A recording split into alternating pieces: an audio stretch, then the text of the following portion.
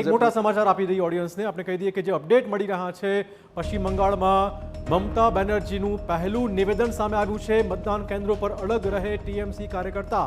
આ કયા પ્રકારનો સંકેત છે, ચોક્કસ ચર્ચાનો વિષય રહેશે. અમે જીતીશું, અમારી જીત નિશ્ચિત છે. અત્યારે પણ મમતા બેનર્જી આ વાત કરી રહ્યા છે. પશ્ચિમ બંગાળના રિઝલ્ટ મુદ્દે મમતા બેનર્જીનું પહેલું નિવેદન સામે આવ્યું છે. તમામ મતદાન કેન્દ્રો પર ટીએમસીના કાર્યકર્તા હજુ પણ યથાવત રહે.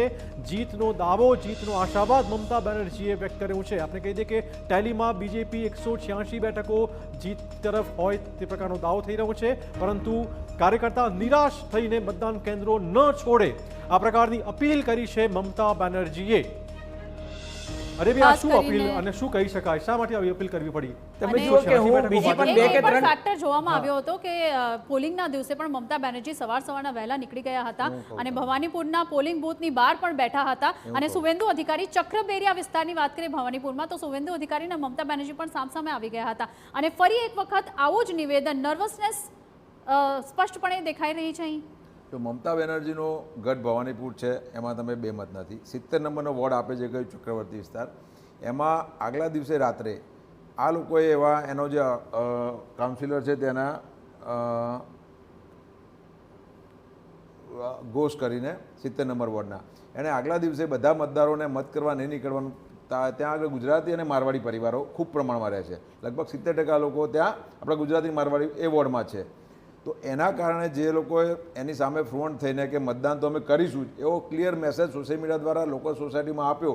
મમતા બેનર્જીનો હંમેશા ટ્રેન્ડ રહ્યો છે, આપ આટલા વર્ષથી મીડિયા કવર કરો તો 3 વાગે પછી મતદાન કરવા નીકળતા હોય છે ઘરેથી.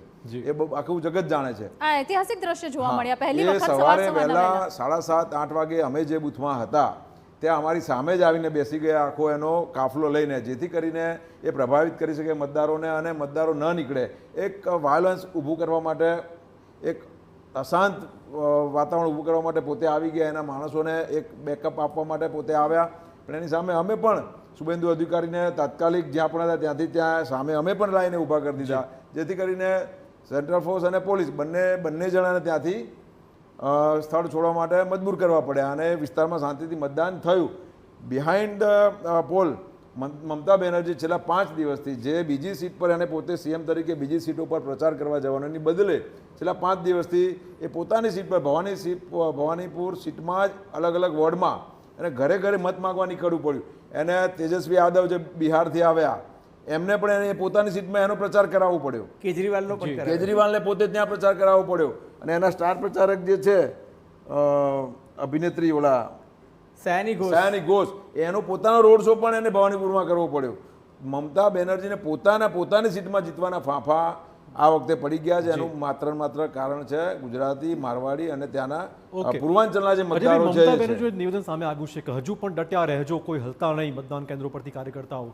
એ શું સંકેત આપે છે કે કશુંક રિઝલ્ટ પછી પણ કશુંક નવું થવાનું છે? ના, એટલે મમતા બેનર્જી એવું કહે છે કે 70 બેઠકો જે છે એનો ટ્રેન્ડ ચૂંટણી પંચ આપી રહ્યું નથી. જે ટ્રેન્ડ આપી રહ્યું છે એ 176નું જ આપી રહ્યું છે. જે આપણા સ્ક્રીન પર પણ તમે જુઓ 107 ને 69, 176નો ટ્રેન્ડ ચૂંટણી પંચની વિધિવત ચેનલો પોતપોતાની રીતે મેળવી રહ્યું છે. પણ એ મમતા બેનર્જીનો આક્ષેપ છે કે અમે એમ કે હજુ તો 4 રાઉન્ડ, કોઈક જગ્યાએ 6 રાઉન્ડ, કોઈક જગ્યાએ 8 રાઉન્ડ. ગુજરાતમાં તમે જુઓ તો ચૂંટણીનું પરિણામ પણ આવી ગયું ઉમરેઠમાં, હે ને, 16 રાઉન્ડ કે 18 રાઉન્ડ પતી ગયા. ત્યાં હજુ 4 રાઉન્ડ ને 6 રાઉન્ડ ને 8 રાઉન્ડ પર જ અટકી રહ્યું છે. એટલે મમતા બેનર્જી શરૂઆતથી ચૂંટણી પંચ સામે લડી રહ્યા હોય એવો જ દાવો કરે છે. ચૂંટણી પતી ગયા પછી પણ સુપ્રીમ કોર્ટમાં એ ગયા કે ભાઈ કેન્દ્ર સરકારના કર્મચારીઓને ચૂંટણી પંચ દ્વારા ત્યાં આગળ કાઉન્ટિંગમાં ના મૂકવામાં આવે. એટલે મમતા બેનર્જીનું જે નિવેદન છે હું બહુ ધ્યાનથી બીજી ચેનલોમાં પણ વાંચતો હતો. એમણે એવું કહ્યું છે કે છેક છેલ્લા રાઉન્ડ સુધી અમે ફાઇટ આપીશું અને કે જ્યાં ભાજપ જીતતું હોય એવી જ વસ્તુ પ્રોજેક્ટ કરી રહ્યું છે. અમે એમ કે 170થી ઉપર બેઠકો લાવીશું એવો દાવો મમતા બેનર્જી કરી રહ્યા છે.